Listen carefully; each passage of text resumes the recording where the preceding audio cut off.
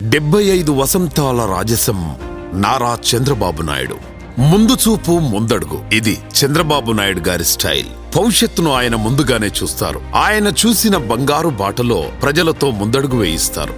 నారేవారిపల్లె అనే చిన్న గ్రామంలో 1950 ఏప్రిల్ 20వ తేదీన అమ్మనమ్మ ఖర్జూరనాయుడు దంపతులకు జన్మించారు చంద్రబాబు. 28 ఏళ్ల వయసులోనే చంద్రగిరి నుంచి పోటీ చేసి గెలిచి మంత్రి అయ్యారు. 1984లో ఎన్టీఆర్ ప్రభుత్వాన్ని రాజకీయ ప్రత్యర్థులు అప్రజాస్వామికంగా కూల్చివేస్తున్నప్పుడు చంద్రబాబు గారి సారథ్యంలో జరిపిన ప్రజాస్వామ్య పరిరక్షణోద్యమం చారిత్రాత్మకం. తెలుగుదేశం పార్టీ ప్రధాన కార్యదర్శిగా పటిష్టమైన పార్టీ యంత్రాంగాన్ని నిర్మించారు. 1995 సెప్టెంబర్ 1న ఉమ్మడి ఆంధ్రప్రదేశ్ ముఖ్యమంత్రిగా బాధ్యతలు స్వీకరించి తెలుగునాట ఒక సరికొత్త శకానికి నాంది పలికారు. దేశంలోనే మొట్టమొదటిసారిగా ఈ గవర్నెన్స్ కు నాంది పలికారు. ఆంధ్రప్రదేశ్ విజన్ 2020 పేరుతో దార్శనిక పత్రం విడుదల చేసి ఐటీ రంగానికి తెలుగునాట సైబరాబాద్ పేరిట ఒక నగరమే నిర్మించి ఇచ్చారు. బిల్ గేట్స్ ప్రశంస అందుకున్నారు.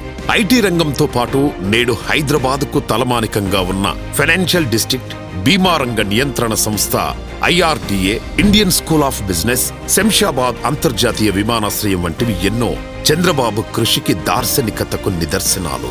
అమెరికా మాజీ అధ్యక్షుడు బిల్ క్లింటన్ ను ఆకర్షించేలా డ్వాక్రా సంఘాల రూపకల్పన చేసి మహిళా సాధికారతను సాధించారు. ఇటు ముఖ్యమంత్రిగా విభిన్నమైన అభివృద్ధికర పాలన తెలుగు ప్రజలకు అందిస్తూనే దేశ రాజకీయాల్లో తనదైన పాత్ర పోషించారు చంద్రబాబు.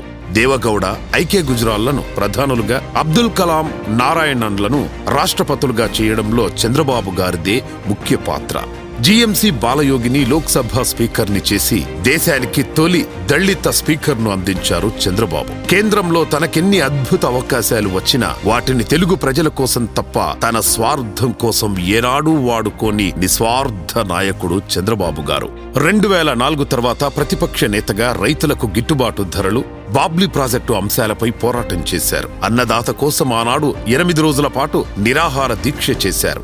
అక్టోబర్ 2, 2012 నుండి ఏప్రిల్ 27, 2013 వరకు వస్తున్నాం మీకోసం అంటూ 63 సంవత్సరాల వయసులో 208 రోజుల పాటు 2817 కిలోమీటర్ల చారిత్రాత్మక పాదయాత్ర చేశారు. 2014లో నవ్యాంధ్ర ముఖ్యమంత్రిగా బాధ్యతలు చేపట్టి ఆర్థిక కష్టాల్లో ఉన్న రాష్ట్రాన్ని అభివృద్ధి పదంలో నడిపిన తీరు నభూతో నా భవిష్యతి. పట్టిసీమ, పోలవరం, ప్రజా రాజధాని అమరావతి నిర్మాణాలు అన్నీ సంచలనాలే.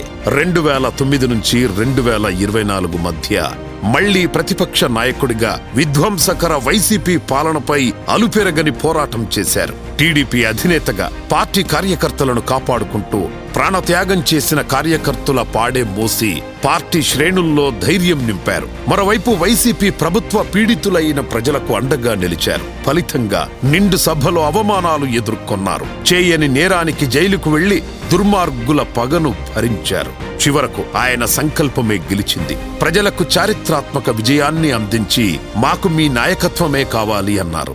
చంద్రబాబు గారు చేసే పోరాటంలో శత్రువులు మారుతుంటారు తప్ప ఆయన పోరాటం ఆగదు. ఇప్పుడు ఆయన P4 పేరిట పేదరిక నిర్మూలనకై పోరాడుతున్నారు. స్వర్ణాంధ్ర సాధించేందుకు రాష్ట్ర సమస్యలపై పోరాడుతున్నారు. ఇటువంటి నిరంతర శ్రమ, నిత్య పోరాటం అనితర సాధ్యం. ఈరోజు తెలుగు జాతి నిండు వెలుగు.